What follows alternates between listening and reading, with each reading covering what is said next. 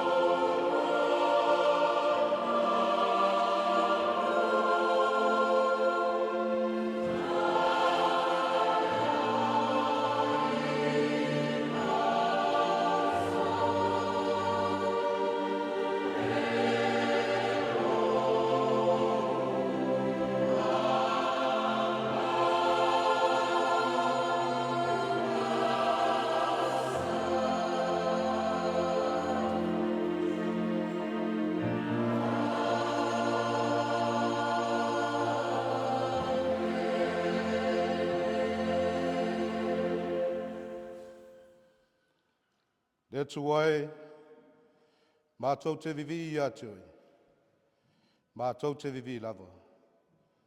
A wāua lata lata Milo suafa, ua tau atua o vāwenga. O le tatalo, mo le nganga paia. Tātou wifo ma tatalo I le tua. Le atua siri siri e selo mātou tamā e whāwawau. E paia, e mamalu, ma e whāwawau lava lo ua lofa. O mātou poto poto mai le nei tae au fou o lau Alapati I lau malu malu tāpua. Sa ia mātou vivi ma whamanu ina la ua fia. A wāo lo ua lofa ua tele na wā lea mo I mātou. Ai pangala vale. E la ngona pelo mātou whātau waa ma le lea atoa toa whale anganga I o lunga. O lea ua mātou mua I tatalo atu wai I la ua fia. Se ia fia maia, e ala I lo wa nganga paia. E tauto roa ina I mātou. Ina iau mātou whaia le nei tāpua inga I le anganga ma le wha maoni e tatau ai. Mai au I wai mea uma I le wha siri siri ina o lo lava vi inga. Ua mātou tatalo. E lātu le swafa mamalo Yesu Keriso lo mātou o li I ma le whaola. Amen.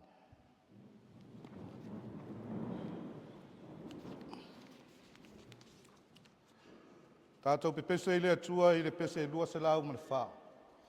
Lua se lau ma le wha le pese tātou te pese ai le atua.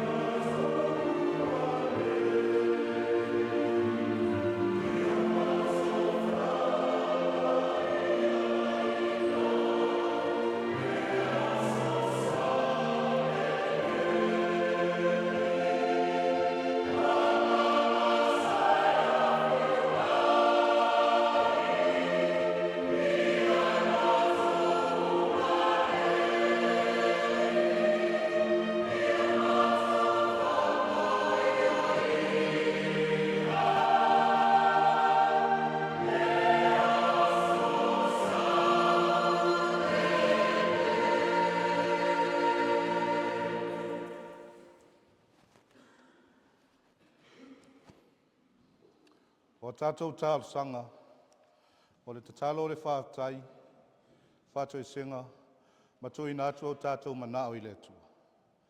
Tātou wifo ma tatalo I le atua. Le atua mamanae lo mātou tamā e whāwawau. Le atua o le paia, o le atua o le ola, o le atua o le alofa fua ma le alofa muti muti vale umala. Ua o whanga poto poto o lau whanau whātua tua I le nei tai au fau, o lau sā pati pai.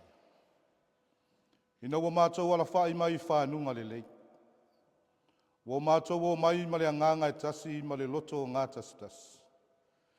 E si atu la mātou tau langa o le whāwhitai, o le whamanu ma le whanetanga I lau fia. E sulai nai o lo walofa ma lo whamaoni. Whāwhitai a walo manuia lau e kale siane.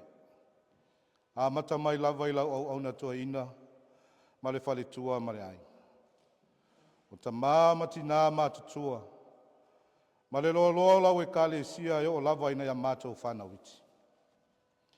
Mātou te whāwhitaia le alofa turi loa o lau fio.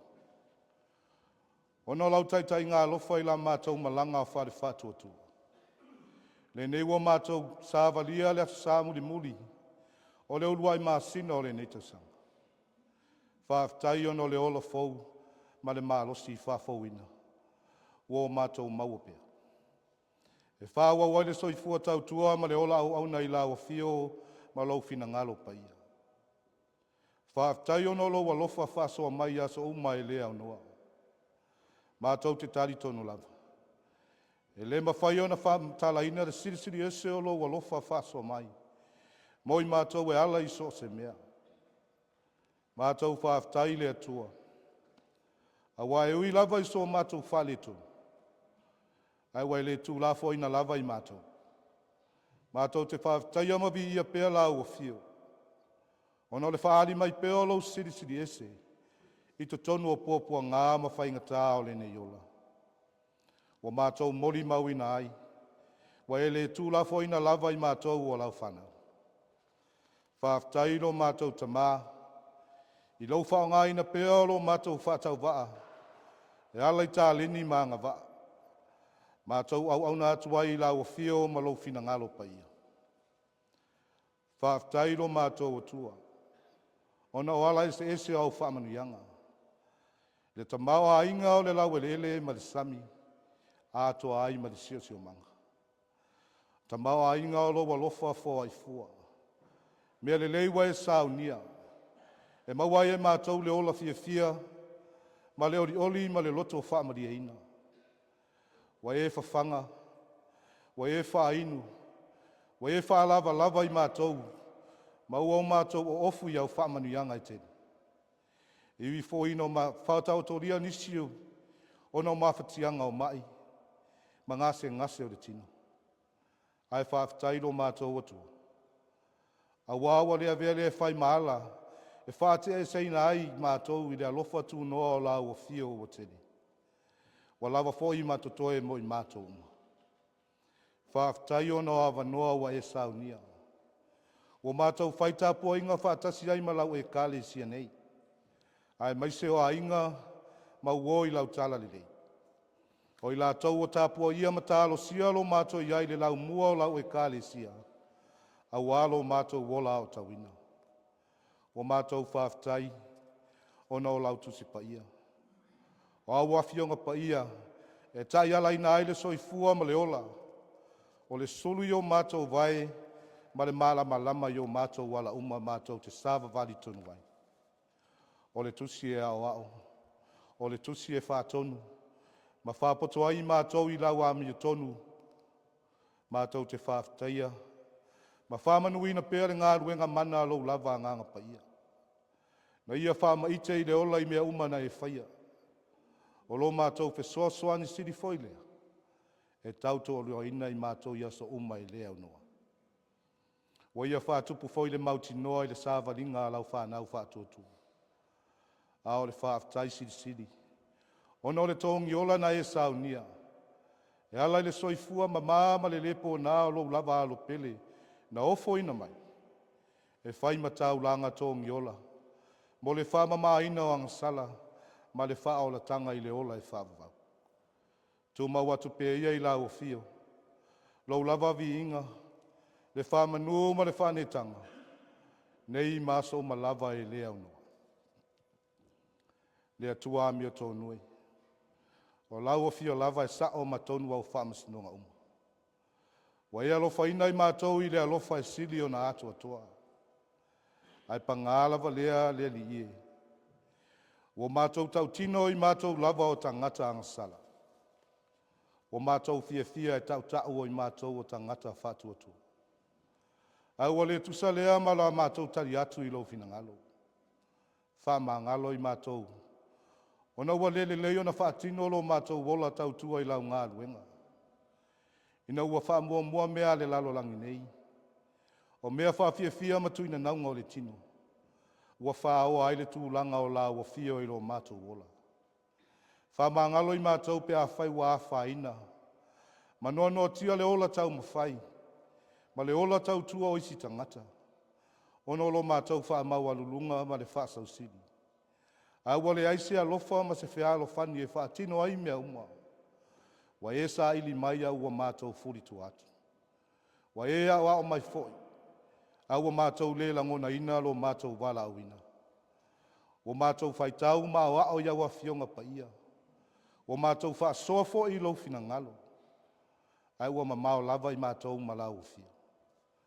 E tele na wao mātou se. Ma o mātou wha le tonu. Aua e si la fia mea uma lava. Mātou wala au lava ma le anganga wha maulalo. A vea ia le toto pa ia o Yesu Keriso na wha malingi ina i de satau.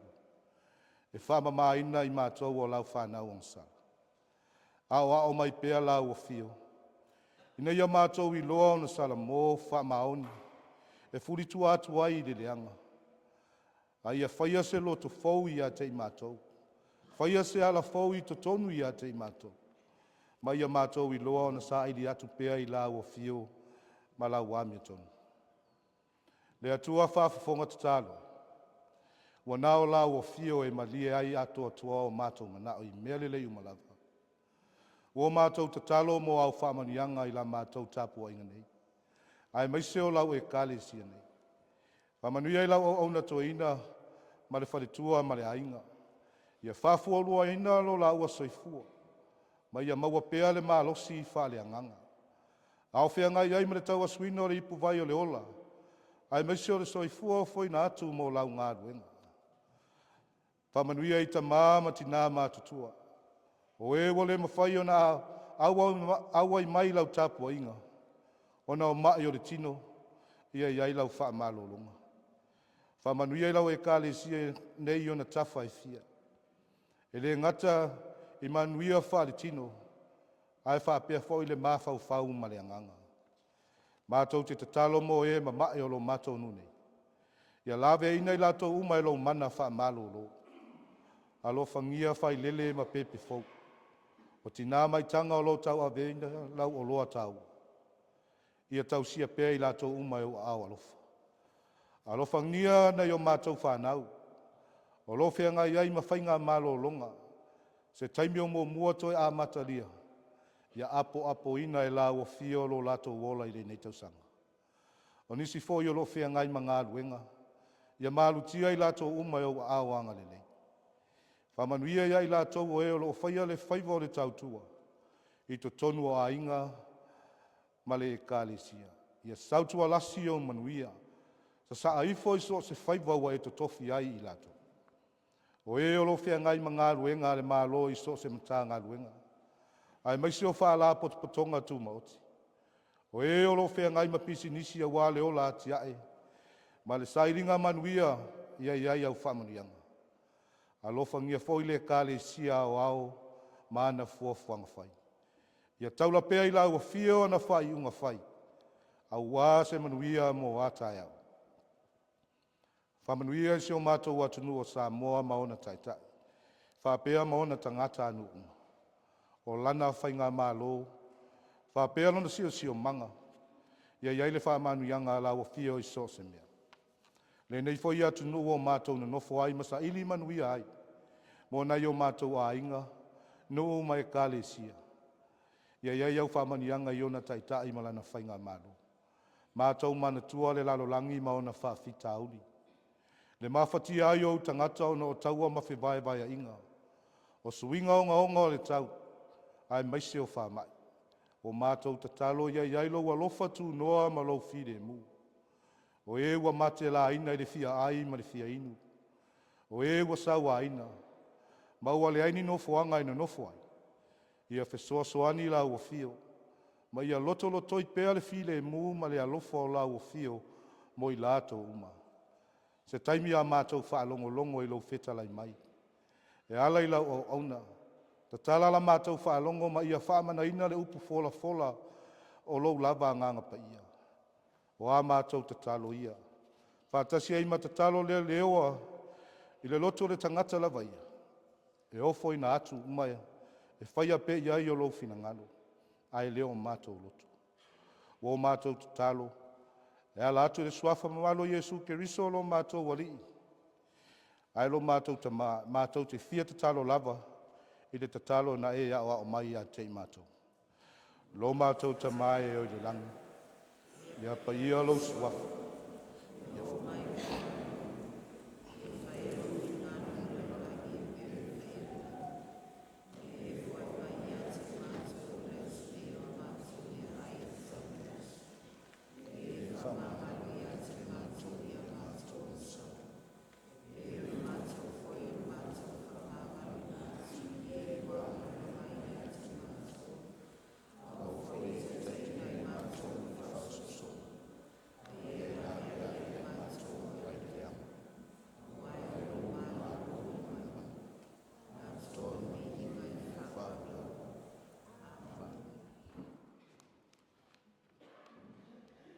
Tātou tā pua i le taulanga fōa.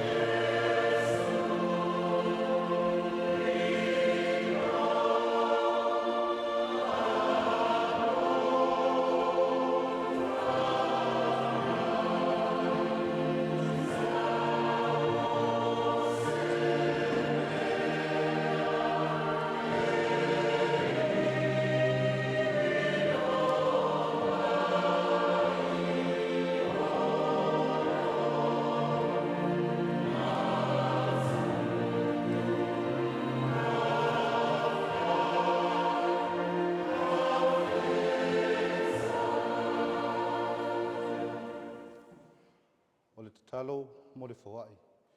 Tātou ifo ma te talo i le atua. Le atua lo fai. O laua fio lava na saunia le foai sidi. E ala i le soifua atoa lo walo pele o Iesu Keriso. Na ofo ina atoa mai. Mo le wha mangalo ina o amato wanga sala. A o le wha o le tanga mo le lalo langi atoa. O le afuanga fo i lea. O lo mātou wola fia whaitau langa i la ua fia. Wa mātou wao ina ai nisi o lo tamau a inga whaso mai. E ala i tuku. Lea ua mātou toe o whaina atu, whātasi mō mātou tangata atu. E whai mā mātou taulanga whāwhitai. O mātou te talo. Lea li ia alofa matalia mai. Whapaia ma whamanuia. Ma whaonga ina iso se whaenga o lau ngā luenga e te whina ngalo iai. Ao mai pealo wanganga. Ina yo mātou I loa na fua I mea sili mō lau a whio ma le tala lelei. O mātou te talo. E ala atu le suafa ma malo Jesu Keriso lo mātou wali I ma le whaola. Amen.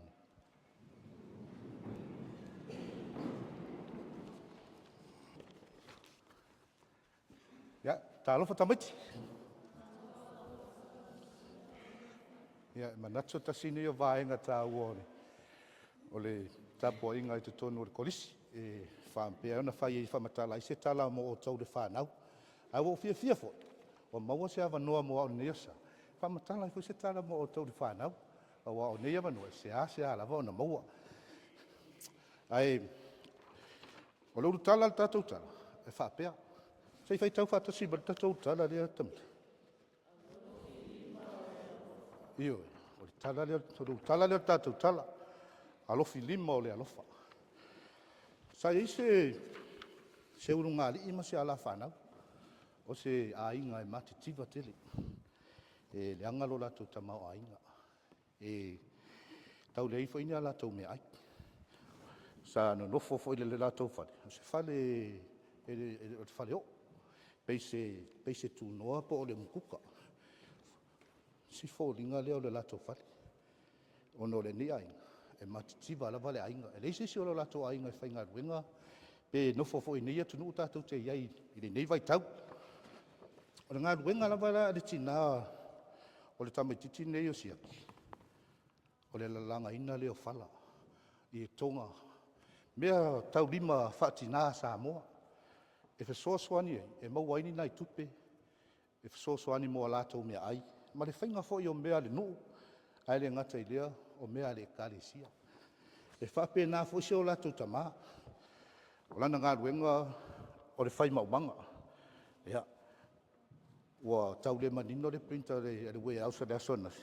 Pe ua tau mamafa te le talo ia le toina. Le la ia le maumanga le. Le ata leo le maumanga. Al tamā nei. Al nei tamaititi. Sa onga o ia. Ta ia I tona le aonga. Sa whaila le latou. Pai rolo whai aonga. I tamaitini. E alu le tamaititi e tusi mai sa nata. O na saudea. E whaamatala le winga o la nata. Ea. O saude tamaititi aonga mua. Sau whaali mai la nata. Whamatala. Winga o le ata ni. Whai mai o le latou fale. Fale pālangi e tele whaamalama. O lono winga. O leo watau mai le ata lea. O le ainga o tene titine. O se ainga e mau mea. O se ainga e mau oa. Tele a latou tupe. Ea. Saulisi tamaititi. Saulisi tamaititi whaamatala le ata o lana wila. Mai la wila ren whaatau o lo was whanau. Wai le lanu. E te lanu lanu wai. Tele o na. E maa neia fwoi ma iai fwoi le longo le whaatangitangi e loa e tangata leo wau te atu. Ai. Iai la maltama lo siaki tono le senga le. Sau lo tama lo siaki. Sau lo le whaau ua mai lumara nata. Ai sau whaau me whaapea. Whai mai lo whaau siaki. Te whaali mai la wata. O le mafuanga le whaau whaapea le akasia. Ona e mata muli nei tamaititi pēma. Ona e ai maua lalo I o tamaiti o lana wasenga ia te ia. Tanu alo siaki. Ia whai whaatafa whaapea. Lona winga. Na o le whai aonga le titilo mai le ata. O me le whai aonga. Se whaau whale le iluma. Ia whaau lo le iluma le ata ne siaki. Whai mai lo mai le whai aonga. Se wha matala mai le winga o la wata li siaki. Whai mai tala siaki. O alofi lima ia to te vai mai. O alofi lima ia o Mātū. A o le whatu mū le tau te vai mai. O lola ua lo lofa lea. Ia te aumalo tu fine. A lo whirima i o Mātū e whiala I le tae au. E ta pena mā ua ma sauni mā ua ma whaimea ai mo mā ua mo le aunga. O lo whirima fo I o mā Mātū. O lo whapena au na whai eile mā umanga ma la langa ai whala. E mau ai tupe Mātū te ai ai. Ma whai ei mea uma o le mā onga ma lo tuangani. Ia o le tātou tala nā tamiti. Ai ei la sisi wa mawasa nā onga ne tae au. Sisi wa mawasa nā onga tātou tala ne tae au. toli, ka mo nona. Rana o wale nona.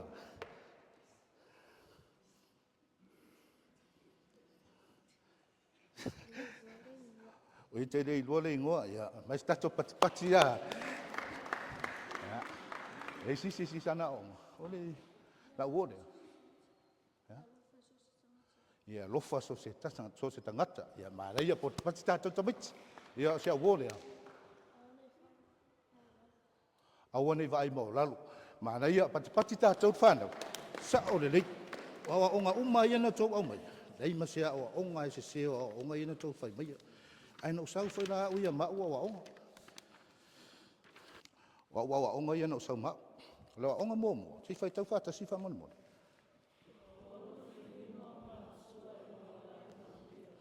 Ioi, o alofi lima o tātou mātua. Na ta pena ima tau si tātou. Ma whaafai lele lo tātou wola. Mai lava i lo tātou a inga i Samoa. O alofi lima ai o mātua. Na Sauniga, ma whaia uma mea uma mo tātou. Lo la alofa whaaperepere. O la alofi lima fo ia. Na whaapena au na ave i tātou ia o onga. Ma leo mo tātou maua in manuia. Leo mo tātou mai ai nei New Zealand. Leo onga luna rua, si whai tau whatas.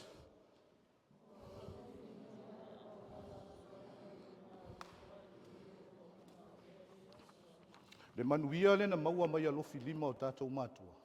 Le o tātou mai me o tātou i nei New Zealand. O le tātou ngā ruenga lai whai, i o tātou whaaso atu. I o tātou alolofa atu, e whe soso ani i o tātou uso o tangata. E ala i alofi lima o tātou mātua. Na tuuina mai o tātou lima. E whaonga ina i o tātou alofi lima. E whaasoa i le alofa o le atua. Mo e o lo manao mi e le soso ani. Ma le a onga muni muni.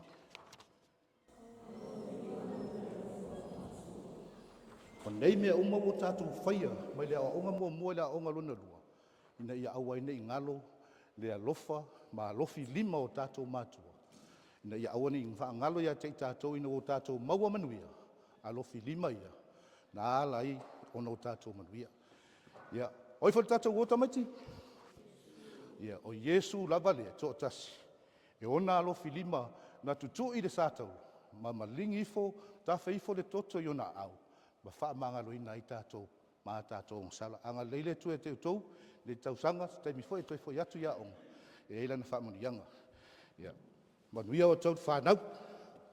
Tātou tu e pese i le atua, le pese se laus fuma le wha. Se laus fuma le wha, le pese tātou tu e pese.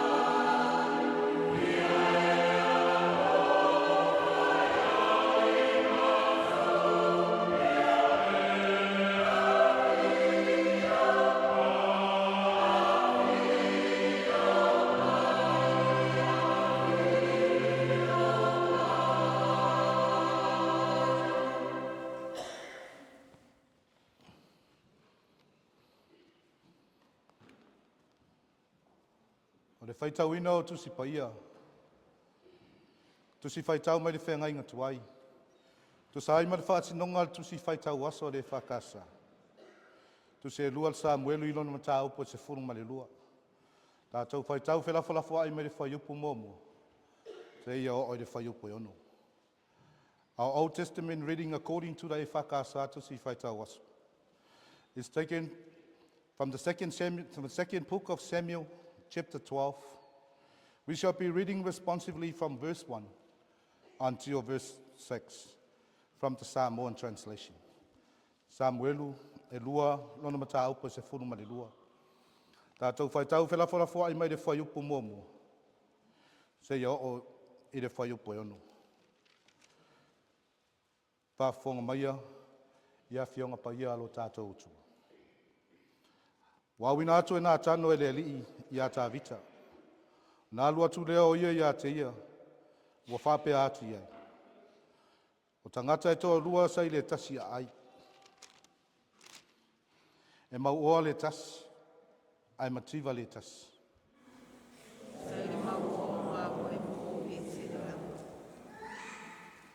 A le aise mea le mativa, o nā o le tamai Mamoe whawhine i iti e tasi.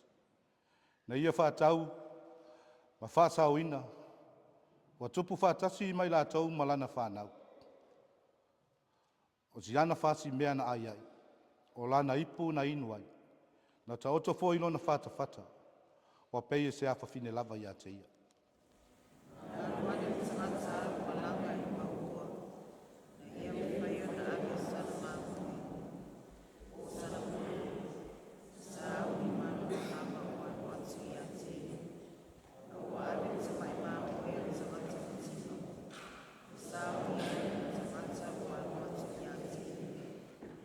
Ona matuatu puai leo le ita o tā vita i le tangata. O whetalai mai o ia nā tanu. O lo soifua le ali, e oti lava le tangata wana whaia lea mea.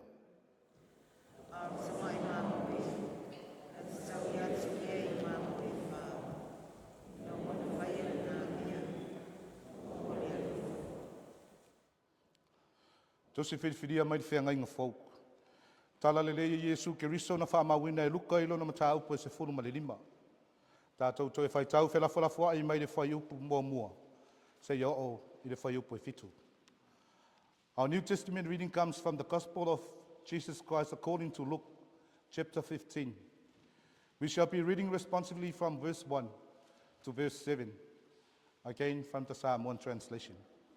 Luka alona mataupu e se furu ma le lima. Tātou toi whaitau whelawhalawha i mai le whaiupu mōmua. Se ia o i le whaiupu e fitu.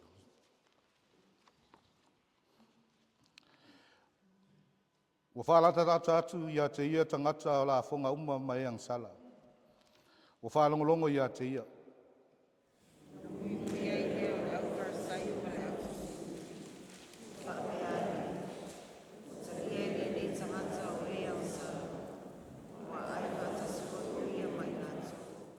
Ona whetala i atu ai leo o ia i le nei whataoto i a te ilatou.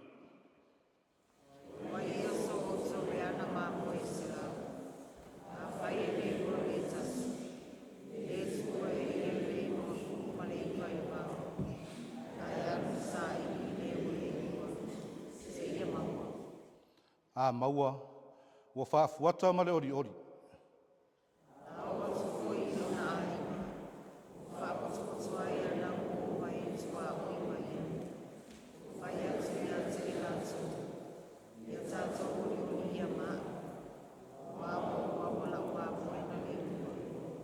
Ma le whaiupu e fitu.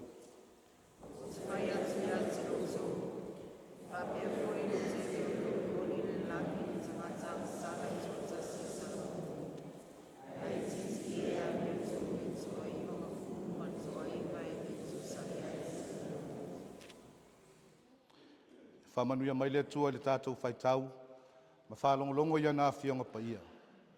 Tu maupea ia te ia alo na lava vi inga, nei se ia o i le whāvavau lava. Amen.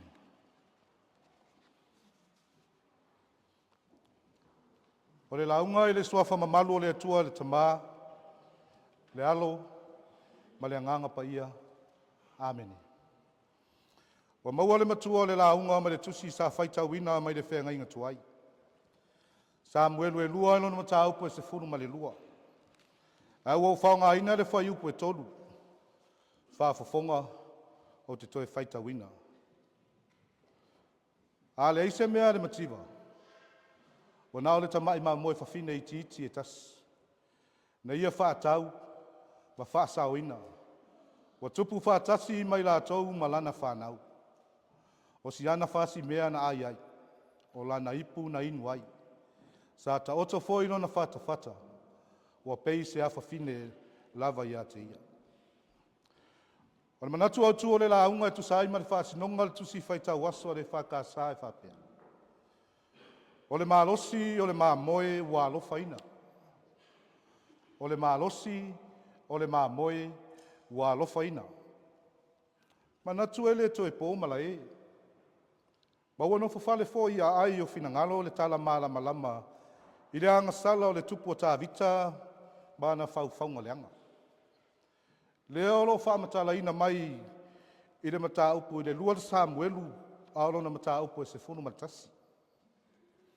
Le tonga fiti le anga na whawhau e tā vita i le iaoti ai le tangata o lo Sā i ti. Ua ingoa i auria. A e whai mana le awā a le nei tangata. Le whawhine o pāti sepa. Lea sa whana nau i ai le loto o tā vita. O le mea ino sia sa whaia e tā vita. Ua pa uma wa lalo ailo na tūlanga tangata o ia o le tupu o tangata o Israelu. O le afuanga lea o le tō tā mai o le atua i a tā vita. O lea na uina atu ai loa le perofeta o nā tano. Se i tau atu i a tā vita le onga ma le matu i a. O lana anga sala a toa ma le tau i o lana ami o le anga. Le tusi sa tātou whaitauina. O lo momori atu ai e le perofeta o nā tano i a tā vita. Le fe au o le atua e whaangai na i whaata oto. E winga i se tangata mauoa. Wa vea se tamai Mamoe sa pele i le tangata mativa. E whawhanga ai matari ai ana malo. O se whata oto lo whata tau le anga sala a tā vita. Ma pāti sepa ma le whasi o tia o uria. Ai o lo tā ai whaatasi ai ma le alofa. O le whaamasinonga tonu ma le ami o tonu. O le Mamoe wa alofaina i le tala o lo whaatusa i le ola. Le ola ma o le ami o tonu ma le whaatau waa o winga.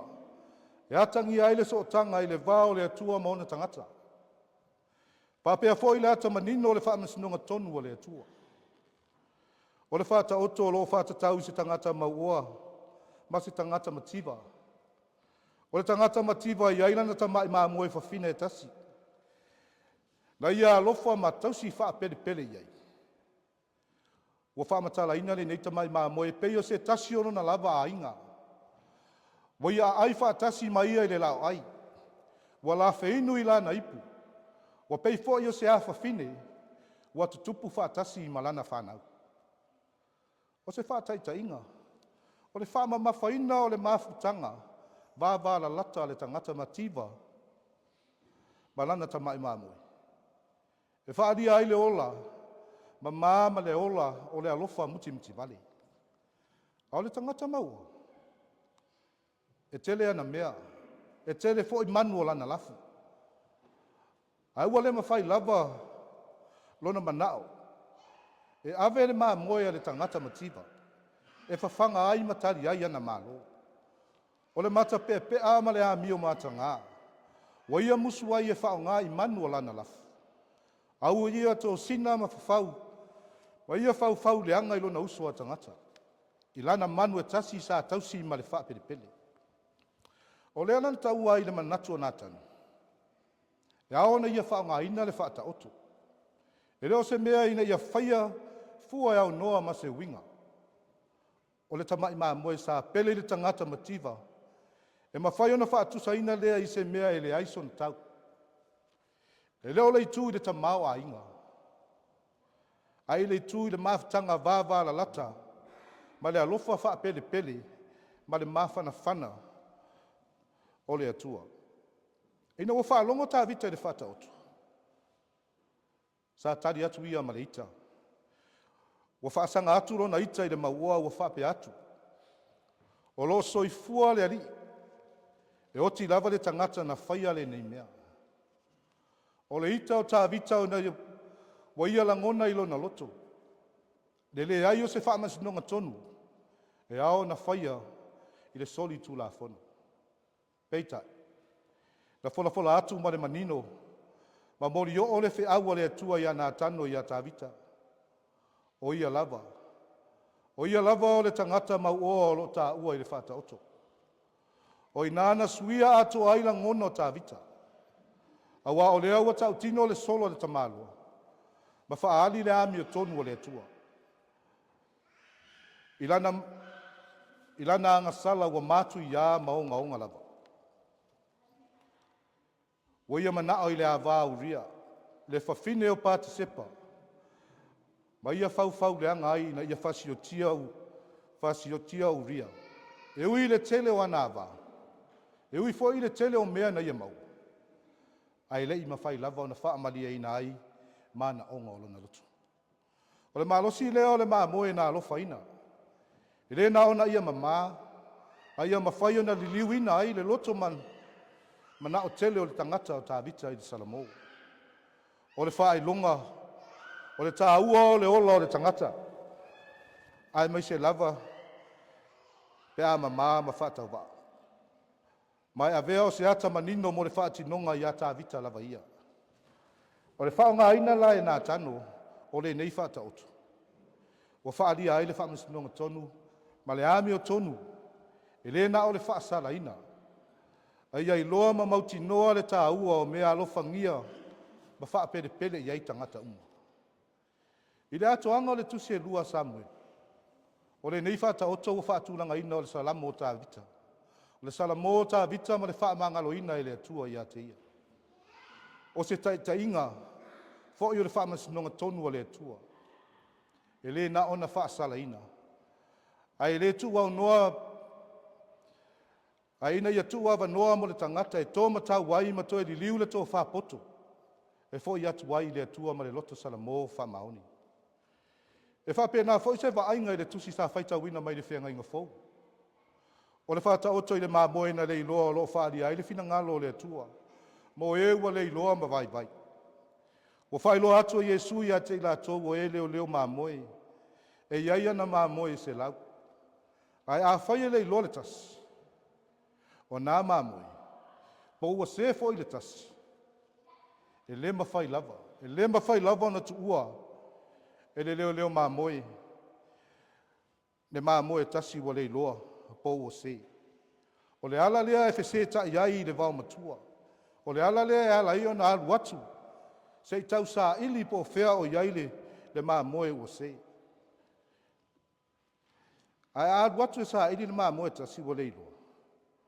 A o ina maua. Wa ia whaafuata ma le ori. Lea na wala au atu wa ia na uo e tua oi. Ma whai atu ia te ila atu. Nā o mai ia tātou ori a toa maa a wā ua maua lau Mamoe na leiloa. Na whai u lava le whetalai ngā Jesu. O te whai atu ia te o tau. E whapea fōi o na tele o le ori le langi le tangata a ngā sala e tōtas. E mawhai o na Solomua. A iti i le ami o tonu. E toa iwa ngā fulu ma le toa iwa. E le tusa ai ma le Solomua. O le whatu o le whata oto lo ta oto i le matua whata wa ina o le leo Mamoe. O le Mamoe tasi na le iloa. Lea atangia mai ai le alofa o le atua mo tangata uma. O le loto malie. O le leo Mamoe tu ua le toa iwa sifunu ma le iwa wana Mamoe. Ai se ia ruane. E sa ili. Ma ia su e se ia maua le Mamoe tasi. O le afoi wa whaali tino. Ma whaali manino mai le nā tura alofa o le atua. E le whaatau waa ia te ia. Le tangata e tōtas. Po le tele o Mamoe ai na te matua whaatau wa ina i lato uma, ma tangata uma, i lana waai, ma lana sida mai. O le Mamoe ua alofaina i le tala, e leo se Manatu fua, A o se tasi rea iai le so tanga vāvā la lata ma le atua ma le leo leo Mamoe. O se ata lo loto lea i le sila le atua i ona tangata. E alofa ngia ma whaata waina. O le to e seo se tasi e matuala nguna lava i le fina ngalo le atua le whaanoa noa.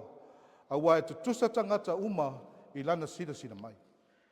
O le nei whaatusa e feso ta iai manatu o le whaatau waa. O le Mamoe ua le iloa. Ua vave ese mai le lafu. Ua la matia o se whailonga o le tangata anga sala. Po le anganga vai ua se e se uma mai le atua. O le turi loa ina o e le manatu o le leo Mamoe. E atangia mai ai le sa ili o le atua i lana whanau. E tusa lava pe tātou te o ese. E tusa lava pe tātou te leanga. E tusa lava pe tātou te se i aso uma o lo tātou wola. E le mawhai lava. E le mawhai lava na tu unai tātou e le atua. Se i o tātou whano ai. Ai mawhai ona ia sa ili. Ma ia sa ili se ia maua i tātou. Ina i o tātou la ngona le sala mō. Ma le loto wha maoni i ato atoa i ate ia. Ona whai lea mavi inga o le atua. E wha pe nā la ngona o no sa'i o le leo Mamoe le lei. E tinga lava o na whainga tāma lave le vau matua. E tinga lava o na Aso Sā. E le mawhai lava o na whaafiti ngō fie. E le mawhai lava o na Solomua ngō fie. Ai tau mawhai lava o ati ngā o a whainga tā. E sa ili ma le wha maoni. Se ia maua ma lave ai. O winga nā o le atua i le tangata. O winga nā o le atua alofa. O winga nā o le atua wha maoni. E le mawhai ona tu una i tātou ina i o tātou whanau i le anga sala.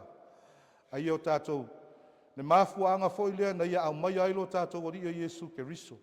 E whai matongi ola ma wha ola i a te tātou. A wa o ia o le Mamoe mālosi. O ia o le tamai Mamoe le atua na tāpe na ina ato atua. E tāpe na ina lo tātou wha o le tama. Tātou i kālesia ma le tāpua inga ni nei tae au. O se whiau fo i lea le tala le lei mo i tātou. O le mālosi o le Mamoe wa alofaina. E whātatau lava i o tātou o langa i aso nei. E pei o tā vita. E mawhai tātou uma o na whaia whiriwhilinga e whaaleanga ina inisi. Ai mai se lava i la tau e whatau waa ma le tau o loa. I le soifuanga o lo tātou soifua maolai. E whaingo fie o no tātou le amana ia ina. E whaingo fie o no tātou manatu whatau waa i o tātou uso a tangata. Ina o tātou waa i maulalo. Ma ua tātou manatu whaapito. Ua ngalo ai lea lofa le tua o ia o le tamai Mamoe le atua na ia sa ili tātou i popua ngā mati ngā o le sātau. E pei lava o le mau oa i le Faitoto'a. Peitai. Nea ua whamanatu mai. E le Mamoe wa alofaina. O le whaatinonga o le alofa. E tā ua i le sila whanga le atua. O le lui tau fo i lea mo i tātou. Ia tātou i loa na tau si pea le vā ma le isi uso a tangata. Po tātou mauti noa ma malama. Ia fianga o langona.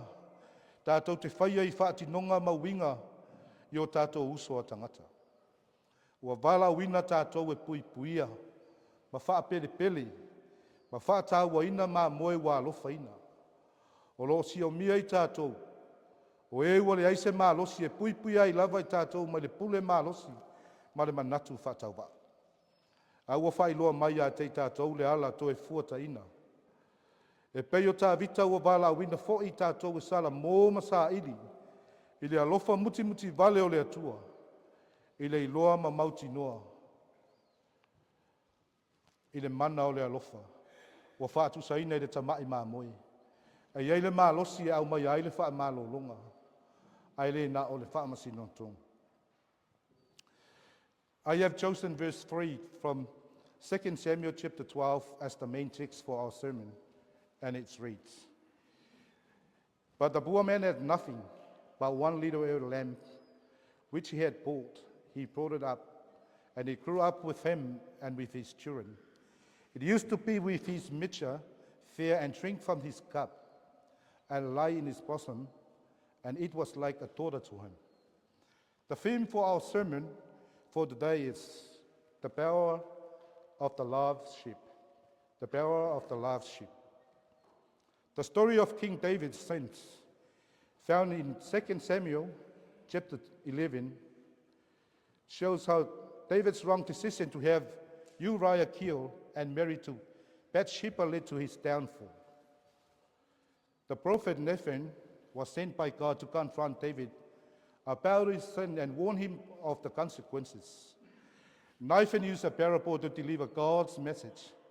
He told a rich man who took a poor man's only lamb, which the poor man loved dearly.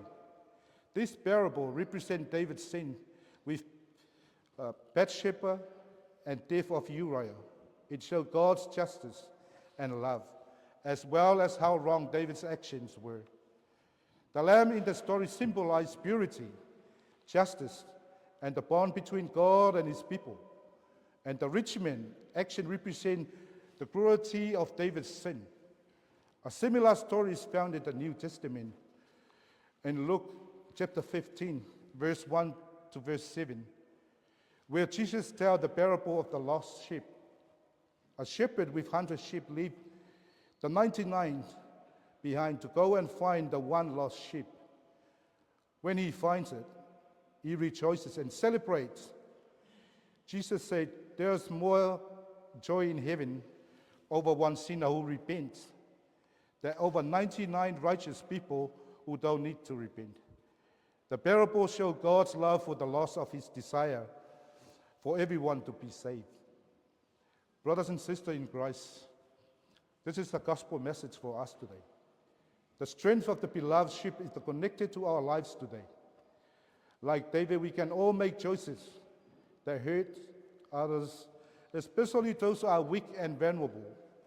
In our daily lives, it's easy to overlook the worth of our brothers and sisters.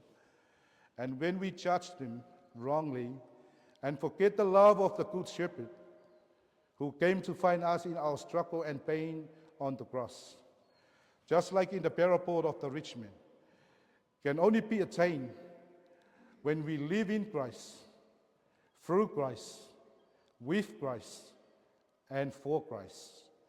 O Yesu Keriso lava ia, o le Mamoe na alofaina, e le ai sona ila ma sona pona.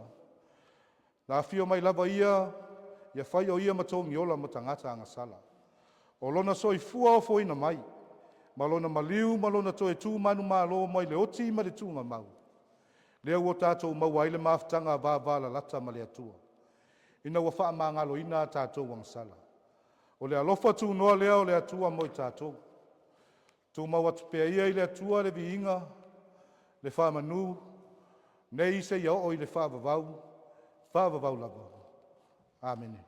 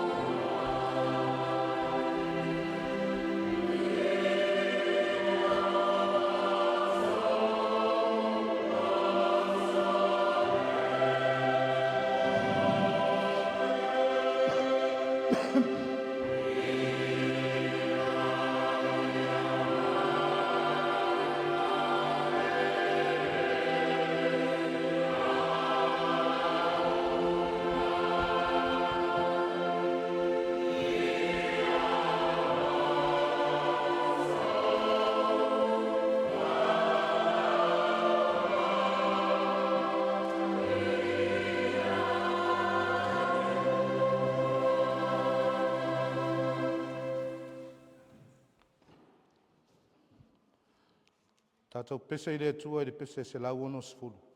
Se lau ono sifuru le pese tātou tue pese i rea tua.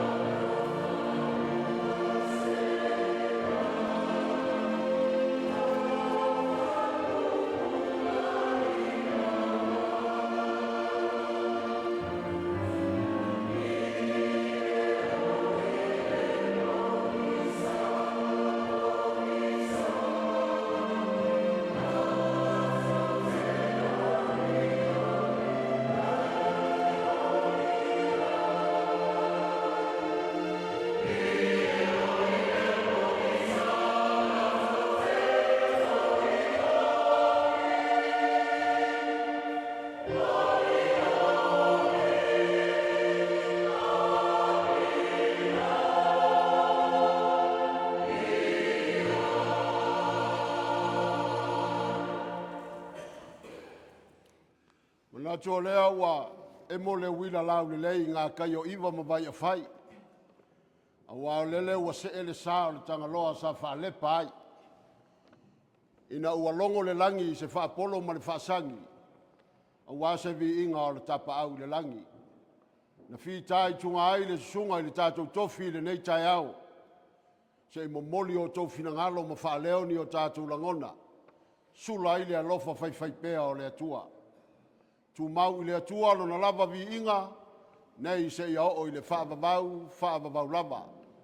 Mea leo e whai ma whonga tāu momoli, o le tamā ia ufanga masina, o le tamā fo o le nei Pulega, ia o le leo Mamoe i tono le kalesia le nei wa le lava mai le tāpua inga. Wha leo le nganga o le Faimalo ma le whaafitai, e ala i o whaivalo filima, lau susunga i le awa o Mālua. O lea wa vea matofi filio le nei au lotu le nei tai au. Malo sauni, malo tapena. Lea wa sa faoti le utu o le whaimea wa whaafonga malmanino le tāpua inga le nei tai au. E ala i le tua lalo le tala le lei. Le Matū te talo i le atua maua se anganga wa le atua malon finangalo. Na fio i foilo na anganga pa ia e sanga wha amala malam matili. Le winga o lana fionga pa ia i le nei Aso Sā wa tātou maua e ala i le tātou tofi. Fai pea lea matai ala i le tātou whai ngā malanga i le nei tausanga. A le Matū te talo, wha tumu la utu e le atua, a upenga mai lunga, na ia maua pea le tumu Oto'otoga i lausunga i le lia o ao, lea wa maua o le tausanga tolu nei o lausunga le asauni atu iai, ia o le tausanga le pitosili na whaingatā, le angana o iai fo i ao. I le nawa i taimi tono o kolisi, o le tausanga tolu, e wha upuina, o le tausanga o le lango, e wha upo o le lango, le tausanga lango le nei. I o le mele o le lango a le mālosi e ngau pe a le mālosi. Melea i a le whauminga le nao le ingoa le na, o le tausanga lango le la e o ia, i mālosi le lango. Wa e whai uma e o tau ngā luenga i tono le Laumua, maua la lo tele ma le ono sa. Pe i fo i o upo le nei aso le alofilima alofa, ia i wha pēnā. Ia whata mau a inga lausunga i le awao, ia i maisi o le whalitua, ia a walo lua wala awina. Mo le sila fia le tātou, ka le sia o le tātou tofi, nei tai ao le awao Mālua pe ona outau whai atu. Ia o le afoe malanga mai le tui saute, pe ona tātou ia le awa, au mai a le tala le lei mo i tātou. Ia te manatu foe o, mo le ngata i le au ngā tala tamaiti ia ngā fo ia tātou. Me lea ia e whaatalofa atua i pēa i le mātango fio le Sauniga le nei tai au. Ia pēo le tātou mori mawina i le whiau o le tala le lei. Ia mai tau fo'i o lei e inisi o tātou uso a Malo mo whai o le tātou lotu whaatas o a fuanga. Ia hanga le lei pēa le atua se i whaamae a le lei. O ni toi tali wai lei a inga mo lo whaamuli mai manu. Wa te tofi ei lo tau soifua e le atua. Ia, ai mase foi o le ala whai mai o le tātou nu nei, tātou au lotu mai a inga lotu ese le whangunga le leia le atua i lo tau soifua ma so mātou wola.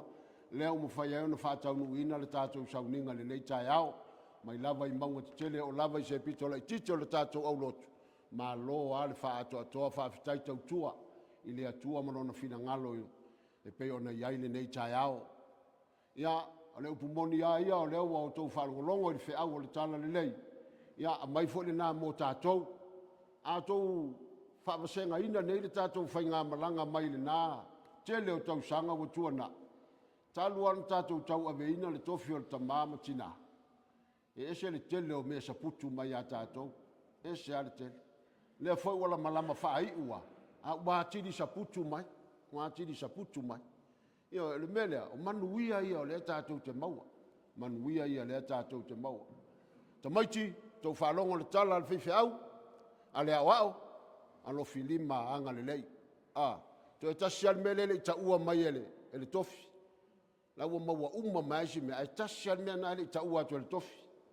O alo filima fo inae e toto ai lo wisu, ma atia ai lo la ngutu. Mea na le ta ua mai le tofi. Ai sea, langa ele te toto le isu ma atia la ngutu, o le alofa. Mea la lea, ia o alofilima o le alofa o tātou le au lotu ma le au tautua o tau alofilima anga le leina lea tau te tau sia ai tangata ia ea ngai mai tono le tātou whale nei. O tau alofi limana, lea tau te aso ai le ipu vai, a e fu e fai mai tono le whale nei. Ia whamanuia le tua e lau tau tua. O le talo whamanuia. Tātou ifo matatalo i le tua. Ao le manuia, ma le fine mua la o fio le atua le tamā. Le alofa sisiri ese o Iesu ke riso lo mātou wali ma le whao. I le male maafutanga whai pēa ma lau lava fio ngā ngapa ia. Tū mau mai lea yo mātou lunga. Ma lunga o lau fua ngā atoa. Nei, te yo o i le whāvavau lava. Amen.